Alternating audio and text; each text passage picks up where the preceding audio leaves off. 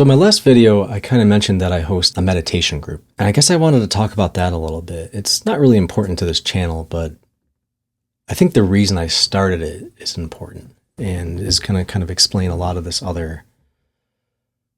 other topics I talk about. The best way to explain this meditation group was the way I explained it to one of my friends. I was in her studio and she had just kind of casually mentioned, kind of timidly a little bit, to be honest, that sometimes she has she said, like, as a metaphor, like sometimes her emotions feel like voices in her head, like people in a room kind of like debating and chattering and kind of getting not mad at each other, but just like a crowd of people debating what to do, and they're all talking over each other, and it's kind of like chaotic, I guess. She kind of said that timidly because she followed that up with, like, I'm not crazy, like I don't actually hear voices in my head. It just kind of like feels like that sometimes. And I had to laugh because I told her, like, that's actually really normal. That's a lot of people do that. And that's actually a very healthy way to interpret our emotions. This is what I was telling her, is like, our perspectives and our emotions kind of show up in our mind as inputs. And what we do as people is we have to, like, make sense of them, right? We have to, if we don't engage with them ever, then they're always just going to be like noise.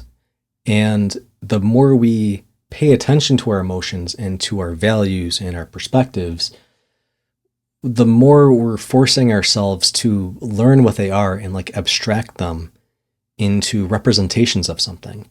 And it's pretty natural for our emotions and perspectives to begin to, like, show up in an abstract sense as, like, people, so to speak. Not like literal people, but like abstract personalities or something like that. So I kind of wrote something for her I got here on the side that just kind of like put it all together. Because I was thinking on this. We talked about this one night, and then I was thinking about it for, like, the next few days. And so I wrote this little piece that I guess I just want to share with you. I wrote that sometimes in moments of crisis or emotional contemplation, we can feel like each emotion is a person in a room, a person. And each person voicing their angle of the issue, as if a discussion among peers.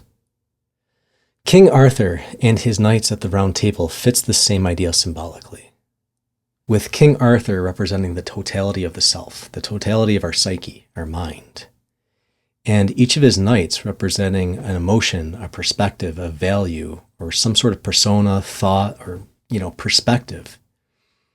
Those are our voices, so to speak, the voices of our emotions. And it is incredibly important that we invite each of our knights to the round table to speak.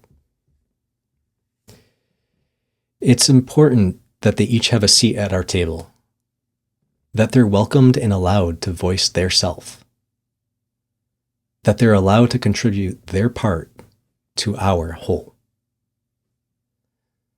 My meditation group is that time. It's a platform for us to voice and allow all emotions to come forward within our mind so that they can speak and feel heard and like they're a part of the whole. Because you will find it's true that the loudest emotions are the most unheard.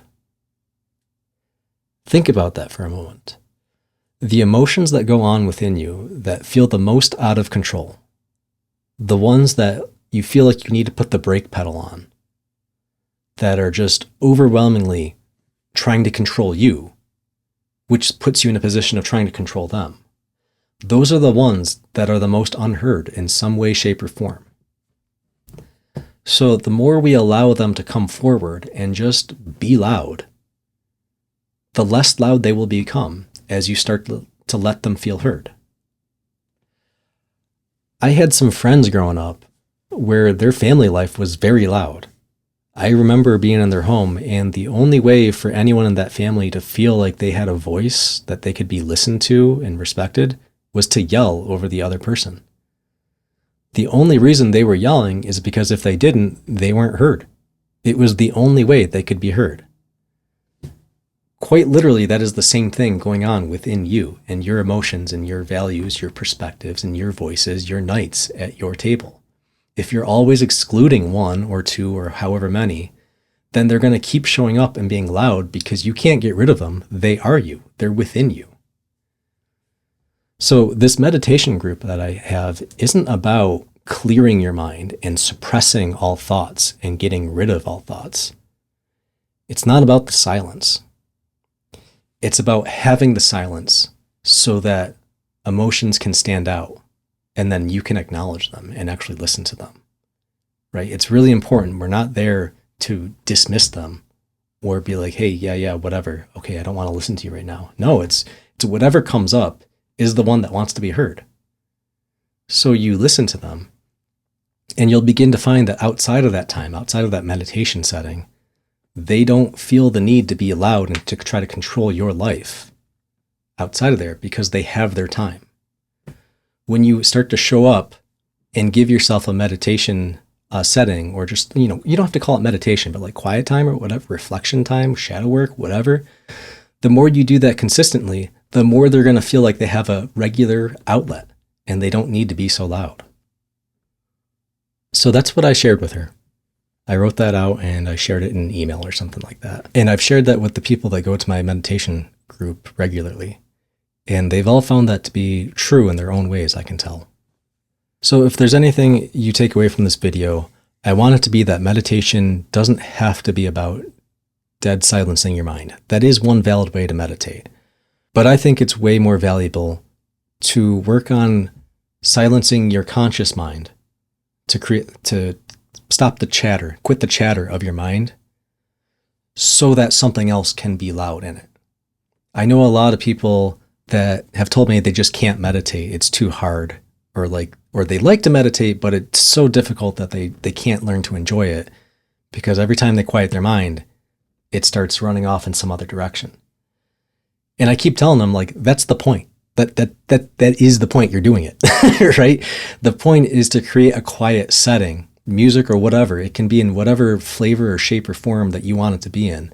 But the point is to get your mind to stop consciously thinking, to stop directed thinking, and allow undirected thinking to come out. This is very similar to daydreaming. Carl Jung called it active imagination, and I think there's a couple other names you could come up for it too, but all of it's the same thing. I think daydreaming is the quickest way to communicate the intent. Daydreaming is technically a little different, but I feel like we're splitting hairs at this point. The idea is that you quiet your mind from directed thinking and you allow undirected thinking to come up. Because directed thinking means you're actively choosing what you do and also do not think about. The do not part is critical. That's what repression and suppression is. That's what's making those voices or those emotions feel so loud. It's because they're never getting picked. They're never chosen to be thought at. You're always directing your thoughts to look elsewhere.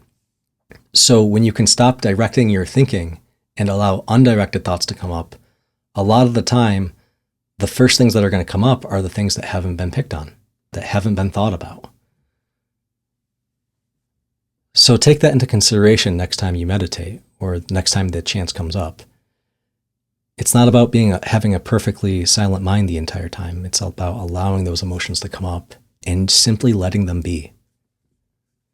There isn't anything more complex than that, to just let them come up and admire them and let them speak and acknowledge that.